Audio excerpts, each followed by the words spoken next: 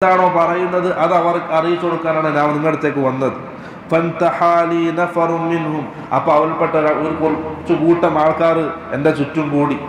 ഖുൽതു, ഞാൻ പറഞ്ഞു, ഹാതു മാ നഖംതും അലാ അസ്ഹാബി റസൂലില്ലാഹി സ്വല്ലല്ലാഹു അലൈഹി വസല്ലം വബ്നി അമ്മിഹി.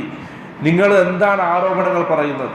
സഹാബാക്കൾക്കെതിരെയും അലി റളിയല്ലാഹു അൻഹുവിനെതിരെയും നിങ്ങൾ എന്തൊക്കെ ആരോപണങ്ങളാണ് പറയുന്നത്? പറ.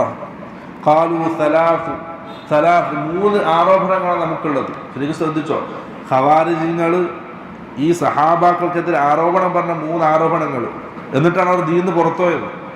ഈ ചെറിയ 3 ആരോപണങ്ങൾ കാരണമാണ് ദീന്ന് അവർ പുറത്തുപോയിട്ട് സഹാബാക്കൾക്കെതിരെ തിരിഞ്ഞത്. ഖുൽതു മാഹുന്ന, ഇബ്നു അബ്ബാസ് ചോദിച്ചു, എന്താണ് ആ കാര്യങ്ങൾ, ആ 3 കാര്യങ്ങൾ എന്താണ്? ഖാല, അപ്പോൾ അവർ പറഞ്ഞു, അമ്മ ഇഹ്ദാഹുന്ന, അതിൽ ഒന്നാമത്തേത്, ഫഇന്നഹു ഹകമ الرجال في امر الله